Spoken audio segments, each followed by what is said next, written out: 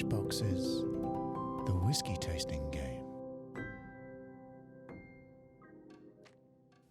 Right, mute. All right. One, two, three, four, five. Mute yourself. 5, 6. 6, Can't work it out to 7, 8, 9, 10. Sorry, it's the new environment without the fucking with the laptop in the Irish Palms all over the place.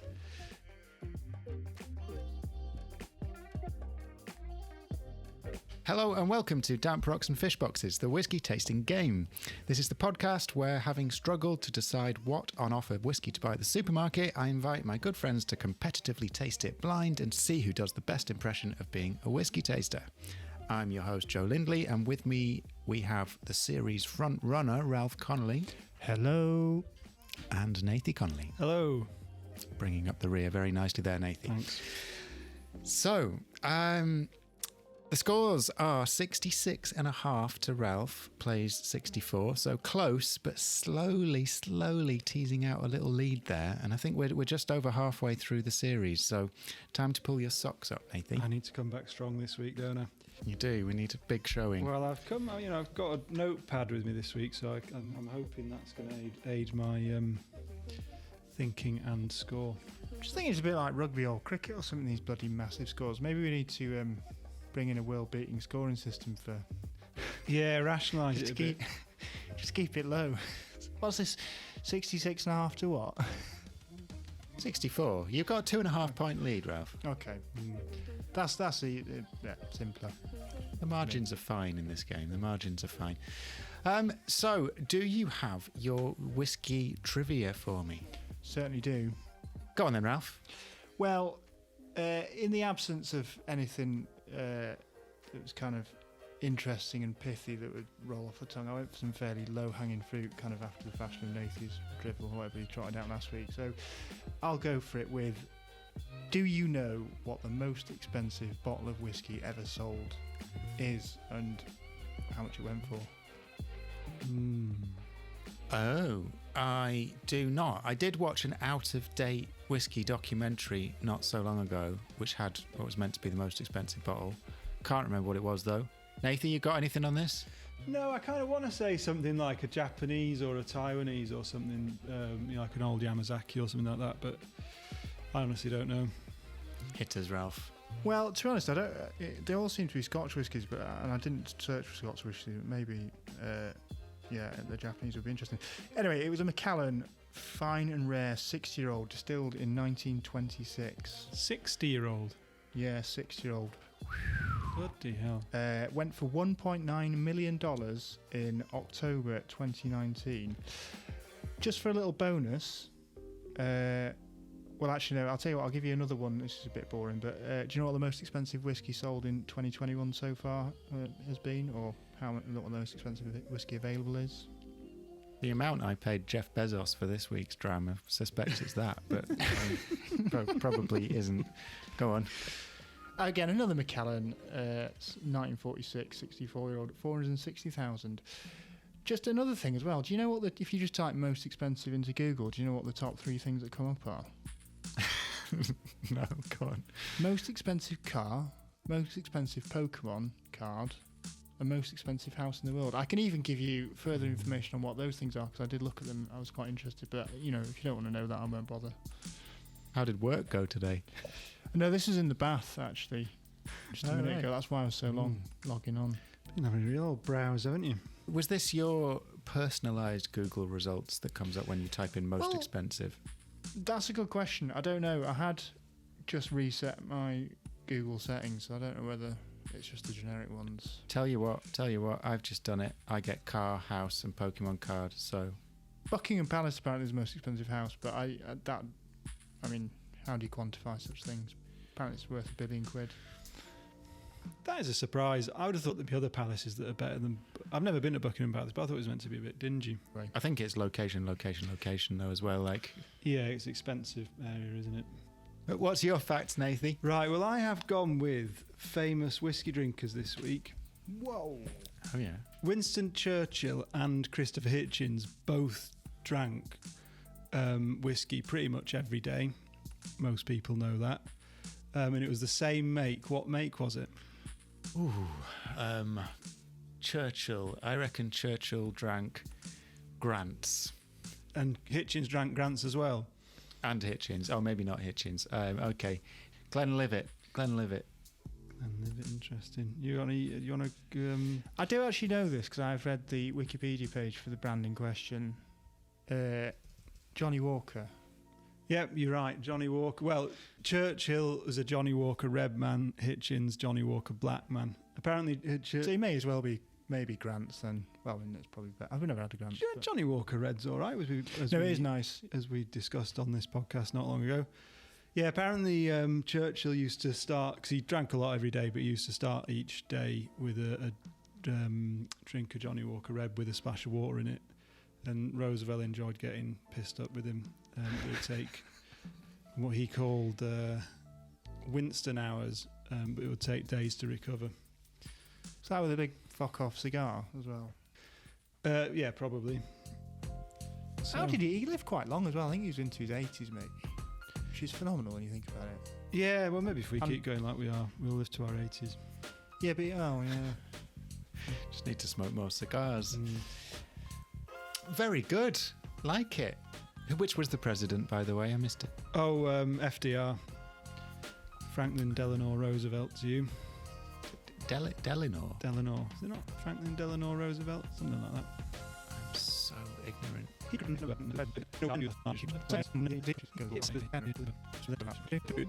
But French is like intro stuff like that. Drinking whiskey and watching this like 10 episodes. Just bonus material. Bloody hell. You two are fonts of knowledge today. Absolute fonts. How long have we been going? Let's have a look.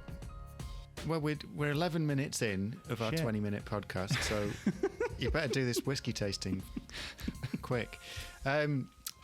Right, excellent facts. I will judge those at the end, and remember, if you can perhaps weave something about your fact into the tasting, then that could pay dividends. Well, is this Macallan or is it Johnny Walker? Does this taste? Yeah, this tastes. It's amazing, you know, I don't drink Macallan very much, but it's clearly a very famous brand. It's big in the whiskey game and the most expensive whiskey ever. Maybe we should drink more Macallan. Yeah, I think a lot more. I think probably, I don't know, but I think maybe a lot of the top 10 expensive whiskies have all been Macallans. I don't know why. They're always quite boring. But you can get, there's cheap supermarket ones, isn't there? Like cheapish. Well, yeah, 40 quid probably, but no age statement, Nathan, you know, that's not your bag, is it? So I'll drink a no age statement. Well, maybe you're drinking one now. We don't know. Yeah, I mean, you might be surprised. Right, quick recap on the rules. So there's 5 points on the table for each of the core categories, which is describing this whiskey with intrigue, poetry, and also accurately. And there's going to be 1 point for correctly guessing the region or country or what kind of whiskey it is, how old it is, which distillery or company it's from, and the strength of the whiskey. If you get all of those 4 things right, then there's a bonus of 1 on top. So 20 points altogether for that. We also have the damp rocks and fish boxes bonus that's up for grabs throughout. So if you manage to weave into your description something relevant, but also using the words damp rocks and fish boxes, then you may get a bonus, but deployed incorrectly will incur a penalty. As I think I've said already this episode, Ralph's on 66.5 points and Nathy's on 64. The one of you with the most at the end of the series is going to win our £150 bottle of whiskey. Is everything clear? Certainly is. As mud. One of these days, the game will be as ubiquitous as University Challenge, so I can just say, you both know the rules, let's get on with the game. I think you need to interrupt us a bit more than a bit. And say things like, pineapple? Hurry it along a bit, you know. Okay, I'll work on my Paxoness. I'm not sure how far I'll get with that. Right, are you ready to taste? Yeah, well, I am. I'm ready to look at it first. It is a deep autumnal hue, I would say. A lovely, luscious amber. It's very dark, isn't it? Which is either some good quality shit or it's got some good quality colour in him. So I'm going in with the nose. And at the risk of sounding repetitive, it's fruity, but it's got a lot. It's busy. big and bold. Yeah, I'm getting a fresh and fruity nose is what I'm getting. And I'm saying a bit of plummy, jammy. Oh. I'm not. It's not. It's fresher than that for me. I'm getting more sort of citrus, Maybe. lime. I'm just getting I'm getting very thick all round on the senses. It's thick in the eye. Yeah. There's a lot. It's a smell sensation, isn't it? As they say. So there's a bit of a division there then between the jam and the citrus. I'm not saying it ain't there, but I'm getting fresh. I'm playing Not away fresh. a bit with some of these, on the hope that if Ralph hasn't got them, I can storm ahead. Right, let's go for it then. Pop it in.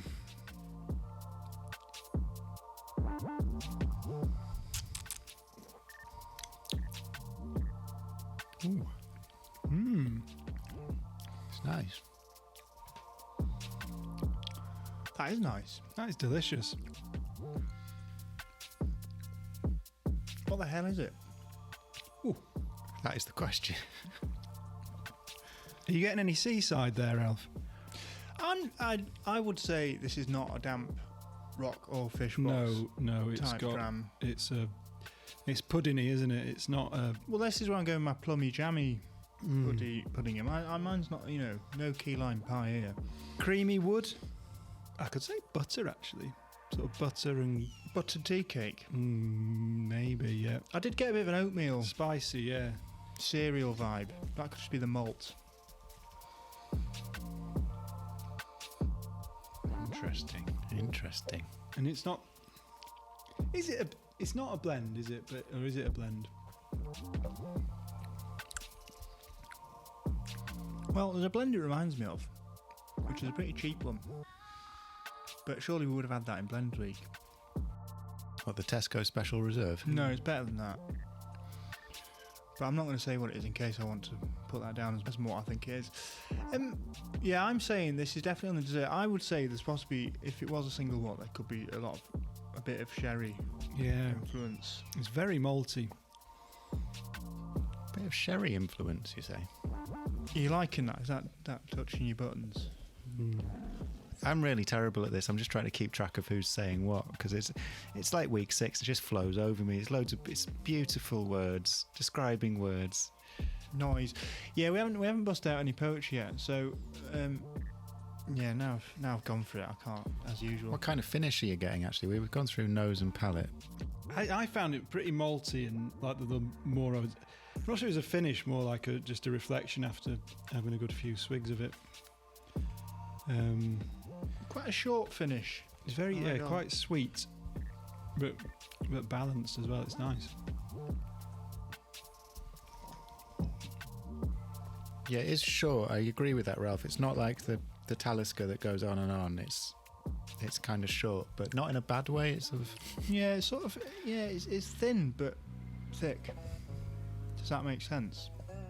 It's like arriving at King's Cross Station where the tracks just finish. No, got to go back the other way. So is that your little bit of poetry? So a bit of, quite John Betjeman-y, I'd say. He talked about trains a lot, I think. Ah, yeah, the night mail. If you say so. Can either of you spell Betjeman? B for bus, U for umbrella or Uranus. Oh no, E. What am I talking about? No, that's Wrong. Nathy. B-E... I was trying to spell bus then, not Betjeman. Shouldn't do a spelling bee whilst drinking whiskey. Go on, Nathy, there's a point in this if you can spell Betjeman. I can't, but I'll give it a go. B-E-T-C-H-E-M-A-N.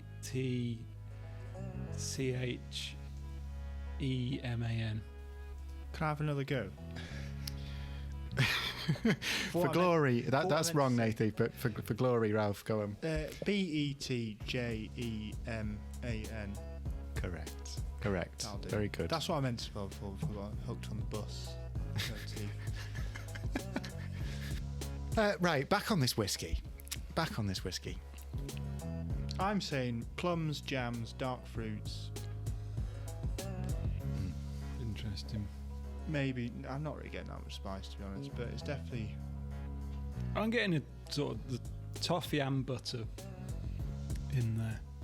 A bit of cereal, could be oatmeal, probably just malt. Maybe some heavy fruit like a banana. Oh, right. It's a bit of butter and a banana. You got the banoffee kind of. Yeah, maybe. Similarly to the Tesco, it's got that slightly sort of coffee-y kind of feel to it as well. But Tiramisu. yeah, Well, that was a panettone for me, if I remember rightly. Which is another Christmas thing. I'm not saying this is all out Christmas, but it's up there on that end of the spectrum. It's just fruity sweetness. I just try to think what it is. Like, I can't. Is it a malt? Is it a single malt or is it a blend? I think it might be a bit too easygoing to be a single malt. I don't know. There's some pretty easygoing single malts. I mean, without giving anything away, Joe, is this, despite you getting this from Jeff Bezos, this is still available in some supermarkets or all? Yeah, you wouldn't be surprised to see it in your local shop. Well, I don't know. Why don't you just say it's Glenlivet again, Nathy? No, this is the problem. It's not Glenlivet, actually. I can say that much. My problem is when I just think, oh, it's quite nice, and it's not smoky, then I just think we'll say Glenlivet, because that's my go-to nice non-smoky one. But yeah. Have you got anyone going to make an attempt at anything intriguing? Well, I suppose thick but thin is kind of getting a bit intriguing, but that's just nonsense. well, it's not, because it's got a lot on the nose and the taste, but it's not. It doesn't last very long. Just smell it again, see if I can muster up some poetry. Just staring into my glass with it breathing back at me, reminding me of times gone by. Heather, brine, black pepper and honey. That's on the money. Right, you can have the poetry points this week. I've got nothing on that. Accuracy, however. The heather of brine and black pepper are not. They're just common whiskey tasting notes. They're not things I actually think this tastes of. That's just my poetry. That was truly wonderful, Nathy. I mean, it wasn't really describing this whiskey. It was reminding you of other whiskies which taste different, but Yeah, but I think that is the evocative nature of the drink, isn't it? You don't have to, you can get something off one whiskey that triggers you to think of another one, and so the mind wanders. Like it. You're not putting any poetry in the ring this week. I think this is why I just think we should vote to do away with the poetry category. I just shit myself every time I even think about the poetry. So yeah, I was hoping by midway through season 1 we'd have got into the poetry. No, maybe we definitely need to get a poetry coach on. So this is it a kind of a, what I can't say is this the kind of drink after a hard day walking across the moors, you bed down in the Bothy at night, you grab a bottle of this out, or is it more something for your sort of Edinburgh club sort of lawyer goes in and orders it at the bar, trying to impress his mates kind of whiskey? I like your thinking, Nathy. This is reasoning about the whiskey through poetry. I could have this in a Bothy. I mean, what is a Bothy bottle of whiskey? Just out of interest. For me, it would probably be Aldi's Highland Black. Well, this is definitely not that. I don't think. Yeah, I think back in the days it'd be a unnamed bloody bootlegged. Yeah, Pachin from Farmer Jack round the corner. Some moonshine. It's not moonshine. It's. I'm getting a little bit of earthy, but I wouldn't say it's not peat or smoke, but it's something. How do you mean, Ralph? How do you wood, mean? the wood influence. If I knew what wood smelled like, I guess it smells like that. But you're liking that, Joe? That piqued your interest a bit there. I'm intrigued. There's a few factors that I'll tell you about in a minute that I'm balancing, but I think Any last thoughts? I've got enough here to score you, but any last thoughts? I could scattergun you a few more thoughts, but I think it would probably be a detriment to my score, so I'm going to leave it there. Yeah, I've had a little hint of spice there. I won't say pepper as such, but Hibiscus.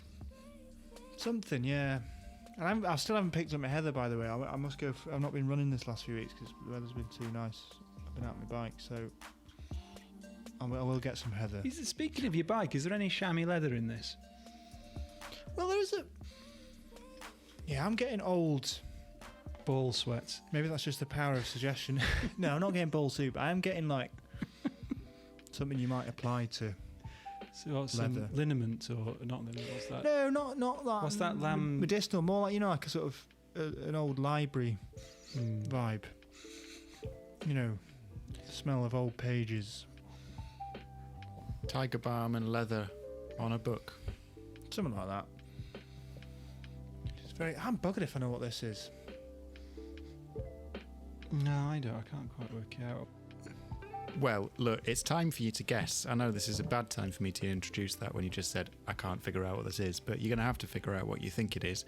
I would say, I don't know if you'll know this whiskey in terms of knowing how to describe it, but you are familiar with it. You'll recognise it.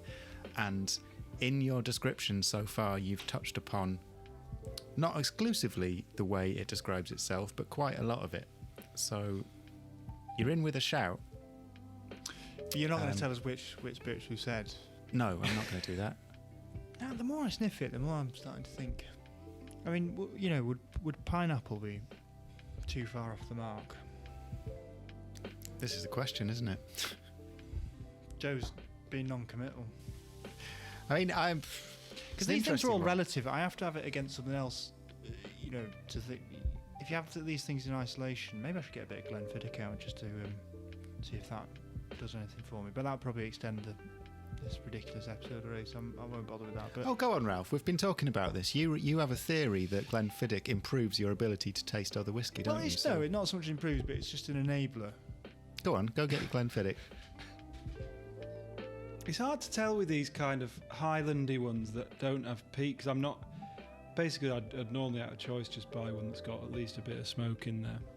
I kind of struggle with the subtlety of the ones that haven't got any peat in there. I know what you mean. Right, Ralph, are you having your Glenfiddich now? Yeah, I'm just chilling the Glenfiddich, which is apples all the way with a bit of spice and all that, as we remember. I mean, this is what I'm trying to discern. I think there might be a real hint of peat in there, but we've just become so acclimatised to it that it's not so obvious. I would ask you, right, what's the difference when it says peat versus smoke? Like, on one level I thought it was always the same thing, but is there a difference there? I think it's peaty smoke and then there's smoke. Hang on, what's Ardbeg? Is that peat or is that like car tyre smoke? That's smoke. That's like chipboard. I think that's what I mean. That's the difference. I think the difference between that and I don't know what's peaty. There's a lot of... It's very musty, but sweet. Whatever it is. I mean, yeah, the Glenfiddich has unlocked a bit more, but I'm struggling to put a finger on exactly what. Okay. Well, it was good to test. And there was a little hint of a medicinal vibe. But go on, yeah. I'm none the wiser. I'm going to just have to go for a wild stab in the dark, I think. I'm going to hedge my bets, Joe. I'm going to hedge my bets. Does that mean you're going to say Scotland again, or what? North of the border. I'm not going to be that obtuse. It's definitely Scottish. I think from a few noises you've made, I'm going to say this is an Isla. Ooh. A Bowmore. Bowmore? Well, this is what I mean about context is everything. I think unless I add Bowmore against, like... Yeah, my Glenfiddich didn't actually help with that anyway. Without knowing what it is, I'm completely at sea based on what I'm saying. I need some benchmarks to put against it. My mind is running wild. And Bowmore is decidedly smoky, though, isn't it? I mean, well, it is, but the last time I had it, again, yeah, if you're not getting it, then that means it probably isn't. But the last time I had Bowmore, it was not as smoky as I thought it was. Anyway, this is a bit of a ramble. Bowmore, either the number 1 or the 12, Isla 40%. It's probably none of those. I'm sure I'm wrong on based on Nathan's reaction to it, but I haven't got anything better. Well, I don't know anymore. You know, well, to be fair, actually, I've got some intel. I've been drinking some Bowmore this week, and it doesn't taste much like that. I wouldn't say. Hopefully, anyway, hopefully, I'll look like a real dickhead if it is. Just because there was a hint of smoke at the end, but I don't know. Fuck knows what it is. I quite like how this is set up, though. Like, either Nathy has monumentally mistasted the Bowmore he's been drinking this week, or he just held back sharing that opinion. He knows what he's on about. Well, yeah. I might just go now. This is definitely a Bowmore. So, what age are you saying, Ralph? Anyway, because you didn't come down either side of the fence on that. I mean, I said it was either no age statement number 1 or it's the 12. Yep. So which one of those is it? And I'm going to say it's the no age statement number 1 because I've never had that. Well, I've never had that, so yeah, it could be that. I'll give you that. I'm going to say 40% Highland Glenmorangie. I don't know if that is. I think it's Highland, isn't it, rather than Speyside? And it's a 10. Yeah, it's not fruity enough for that. That really is pineapple. Yeah. You're saying the 10-year-old Glenmorangie? I am, yeah. Okay, that is, I mean, fascinating guesses. Both bullshit. Well, you both got the 40% right. We're going to try and rate the whiskey, a provisional rating on the whiskey before I reveal what it is. I think it's all right. I would definitely give it a 3. In fact, I wouldn't give it more than that. Yeah, I'd give it a 3. I think It's nice. It's nice though. It is nice. I wouldn't be shocked if it is Glenmorangie. I was just thinking because last Christmas, the Christmas before last, I got 2 bottles of Glenmorangie, which I was like, I'd never had it before, and I was like, oh, well, let's give this a whirl. I don't know why. It's one of those ones I was for some reason a little bit snobbish about, and I thought actually that's pretty nice, and drank it fairly quickly. It is nice. It's very easy going. You can bosh it pretty quickly. I'm pretty sure that isn't a Glenmorangie. Which is what I would say to this. I'd say yes, please. Yeah, but it's got a lot of oomph to it. I wouldn't be surprised if it was a blend either for that reason. So are you both going provisional score 3? I think so. I'm not gonna differ from that, even though I know what it is. I think it's 3 as well. So here it is. I'm going to hold it up. It is the Balvenie 12-year-old double wood. Wow. The Balvenie. I've never had a Balvenie. Well, that'd explain why you don't recognise it, but I meant to buy it. It's on my list. It's very nice. Yeah, it is nice. And to kind of, obviously on the scoring on specifics, you both just picked up 1 point. Because you got 40%, you didn't get anything else right. But with the rest of the categories, this is really interesting. I'll kind of, I'll give you some of the tasting notes for the Balvenie 12 Double Wood. It's called Double Wood, by the way, because it's matured in refill casks for like most of its life, but then they put it in Oloroso sherry butts for the last 9 months. So I'll have a bit of accuracy right there. Yeah, I mean, I was trying to keep a straight face when you'd said that, Ralph, but it was like, he said sherry, and it's finished in a sherry cask, so very good. By the way... Sorry, I interrupted you. You did interrupt me. You did it again then to say sorry. Carry on. Okay. By the way, David Stewart, MBE, who was the master blender at Balvenie for quite a while. I think he started in the 60s. He actually invented the wood finishing thing, which I think is probably why Balvenie are big into it, because there's this double wood one. I think they've got a Caribbean. Sorry, what's wood finishing? It's not anything to do with pornography. It's when you make your whiskey in the normal manner, and then when it's nearly done, you take it out of the barrel it's matured most of its life in and put it into another barrel. In this case, you put it into an ex-sherry cask, so it takes on some of the character of the sherry, but also it gets a bit more fresh woodiness about it. But can I talk you through some of the notes? So you certainly can. The chaps at Master of Malt say nose, gristy, supple nuttiness, hugely inviting, and honeyed sultanas and grapes. Now, this takes me back to, Ralph, your note on the cereal and oatiness of it. And they're talking about grist, isn't that what that is? I guess so. I mean, grist isn't that the ground up barley? Yeah. You then make into barley beer. Yeah. Still. So for my mind, that was you hitting some pretty good stuff there. Then on the palate, sweet with good body. The bourbon character develops gentle spice. See, they keep going on about spice. You two weren't really that into the spice for most of it.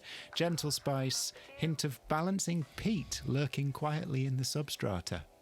So there we go. There's the peat. I did not get that. Where's it from anyway? I don't know. Is it Clouts Highland or is it Speyside? Well, I don't know where Balvenie is. Dufftown, Speyside. Oh, right, okay. I think they do a peated one, but this isn't it. Well, they don't, but I was totally wrong there. Balvenie do a peated whiskey. Well, they don't, but as the professionals point out, there is a hint of peat lurking quietly in the background. So if you picked up on that, well done. And then on to the finish, they're talking about slightly drying, still sweet. Whatever that means. So it's a medium. Medium dry. Pinot Noir. Well, I think I take the word dry to mean something else in the whiskey context. It's like it literally... Drying. It has a drying effect in your mouth. Maybe that's what it means in wine. Evaporates on your tongue. Yeah, no, I'd say that is drying. It's very short. It's nice. Going through what I've noted down, I mean, you both said fresh to begin with, but then seemed to go into a sort of different zone after that, with Ralph being jammy and Nathy sitting on citrus. So I think for that very first hit, I feel like Ralph was closer there. So I'm giving Ralph a slight lead with the first part of accuracy. Then on the palate, Nathy, you said precious little actually. I mean, you went pudding, creamy wood, butter. A bit later you mentioned butter again, saying it's moonshine. It's not moonshine, sorry, it's more refined. And I think a lot of that is totally on the money. You know, the creamy wood, that's the sherry and the wood, right? Mm-hmm. The butter, brioche is mentioned in the official tasting notes. Butter and brioche. Batter. No tea cake. I think, yeah, I thought I said more than that, to be honest, but I'll take your word for it if I didn't. Well, you will have said other things. I mean, you said hibiscus, but that was with a question mark after it, I think. Mm-hmm. Another one with a question mark was, is there any chamois leather? Another one with a question mark is pine. So another theme I think I'm starting to learn with your tasting, Nathy, is you have a few bankers you go in with, and then you just ask loads of questions. Yeah, because I don't want to commit. Like, there's things, basically, I think of things that I think might be interesting, but I don't want them to be like chalked against my name, because I know that because basically the things that sound more interesting are a bit more wildcardy. So I'm sort of Mark Ebden really of the game. I play safe. Car salesman. Your Ralph's more the sort of Rocket Ronnie. That's not actually true. Normally I just say any old shit, and Joe just says, well, you just said loads of things, so I'll give you a few points because you got some of them right. So now I tried to be a bit more focused. I like it. The stuff you said, with some exceptions around the citrus for the nose, was really, really on it. It's Peter Ebdon, though, by the way, isn't it? Oh, yeah, it was Mark. I think it was Mark Williams and Peter Ebdon. Mark Williams. Yeah. I think it works because whenever he does say that citrus stuff, I was tempted to be, well, maybe. It's really the competition element is interesting because it does put me off my stride. It's fascinating to see that the competition developing, the dance you two are doing with each other, and also dancing with me without me knowing it. It's interesting. Ralph, so I like this is nothing to do with damp rocks or fish boxes. That was good, on the money. So I'll give you half a point for that. Oh, thanks. Cheeky, but I like it. I thought the oatmeal cereal thing, I get that. I really do, but it's sort of tempered with the sweetness of the sherry cask, maybe. But as we saw in the official notes, they mentioned grist, so I think they're saying the similar sort of stuff. By the way, I keep calling it the official notes. I'm not sure if it is the official notes. Yeah, that's the master malt. What do the lads at Balvenie say? They probably say citrus on the nose. By the way, I'm sure there are lasses at Balvenie as well. That's just Freudian. What do the lads and lasses at Balvenie say? The lads and the lasses at Balvenie, I think, say sweet fruit on the nose, smooth and mellow taste, spice, and finish long and warming. So I'm not getting the long man. Yeah, I've just. You said it was short, didn't you? Yeah, I just had another toot on the Glenfiddich though, so it's hard to say. By the way, I mean Balvenie 12 Doublewood is a nice gateway for the Glenfiddich. It makes that taste nice as well. So it works both ways. Wow. Yeah. Circular. I think just drinking and whiskey's nice, isn't it? Yeah.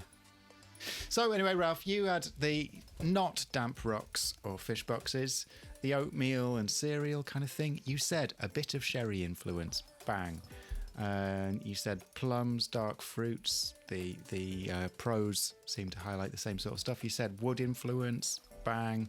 You said musty but sweet. I agree with that. And you said there's a slight weird sense of peat, which I think is a very good pick out. So good there. Bit more dubious when it got onto the thick but thin, but I kind of see what you mean. There's a sort of, I think it's because it's only 40%. It starts out feeling like, oh, there's a lot going on here, but then I agree the finish is actually short, and they're saying it's a long finish is just bullshit.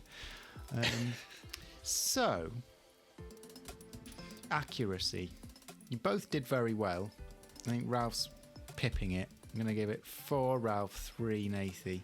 Fuck it, we'll give it 5 Ralph, 4 Nathy. Oof. Very good. Intrigue. None. Something library-ish, thick but thin. Thick but thin. Got a lot on the nose and taste, but doesn't last long. Hibiscus, chamois leather pine. Which I said, did I not say something? Are you keeping your own notes, Nathy? really That'd be intriguing? interesting if you are. You look like you're looking at something. One of you brought a notepad. Hang on. Where's your notepad? I said. Just there. Yeah, I've got my notes on my notepad. I haven't written down everything, but got a few. Well, look, Nathy, bear with me a minute. I'm going to give you 2 points for intrigue. I'm going to give Ralph 1 point. So that sort of evened you up a little bit so far. Poetry, 5 points. 5 points, Nathy. I'm going to up the poetry ante here. So you'll see, if you make an effort, you get 5 points. Ralph, I get none. you said you shit yourself every time you think of the poetry, so I'll give you a point for that. It was funny. But I want to hear some fucking stanzas next week. Some rhymes. You can. Or even not rhymes. Dissonance. Don't forget you can rap, Ralph, if you want to bring a rap to the table. Well, I could just rip some people off. Yeah, you can exactly do that. You can absolutely do that. I reserve the right to penalise shit poetry. But I want you to know that there's 5 points out there. It's low-hanging fruit. If you just come up with something tasteful, considered, original, and that's not blatant plagiarism, then there's points aplenty. Okay, I'll give it some thought. That means I just need to think about trivia. Now, I enjoyed yours, Ralph. But I enjoyed it, but it went on too long. yeah, sorry. When we got into Pokemon and car and House of the World, the most expensive things in the world, all that, I was like, we've gone off-piste. Well, I was just interested by that when I was Googling it, but, it turns out it didn't translate. It wasn't podcast gold. I'll do better next week. Oh, I did like it a lot. Look, I liked it a lot, but I'm going to give it to Nathy this week because when I started thinking about him and FDR getting shit-faced on Johnny Walker, I was there. I was totally there. It got me in the mood for the pod. So that's going to Nathy. Let me top this up.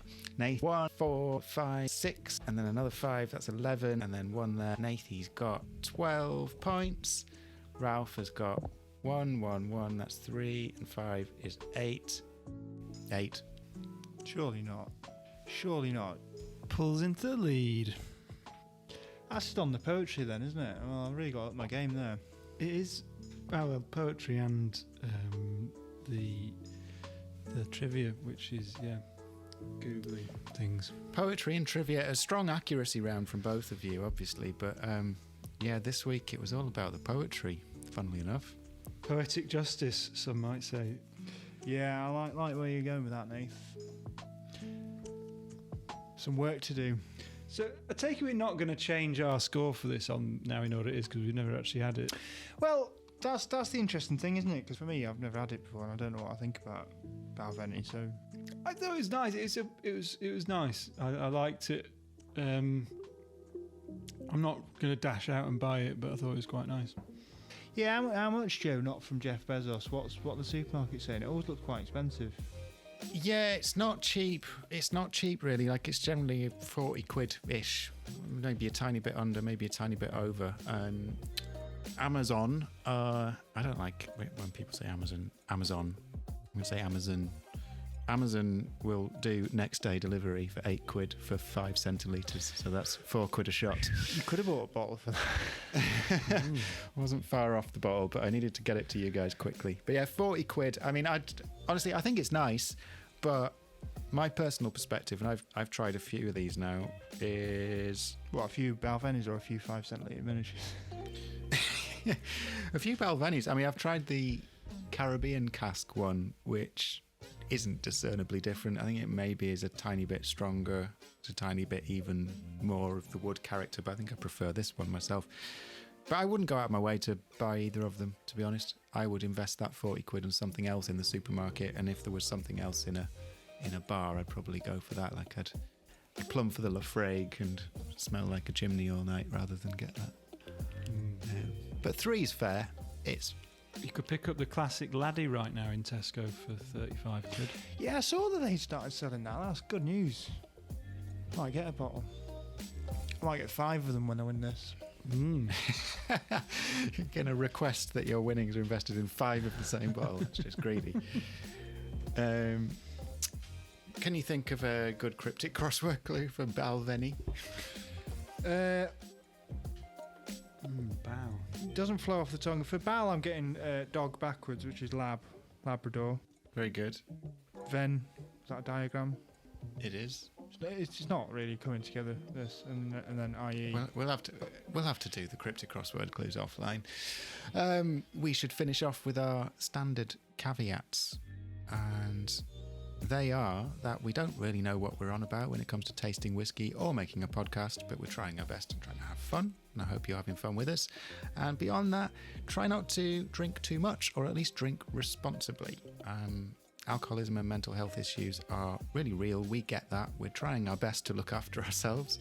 And if you need help, then try and seek it out from Alcoholics Anonymous or your local drug and alcohol services. And if you have no other option, then feel free to talk to us. And with that, I will say goodbye and see you next time. Bye-bye. See you later. Bye. Bye, bye, bye, bye. Stop.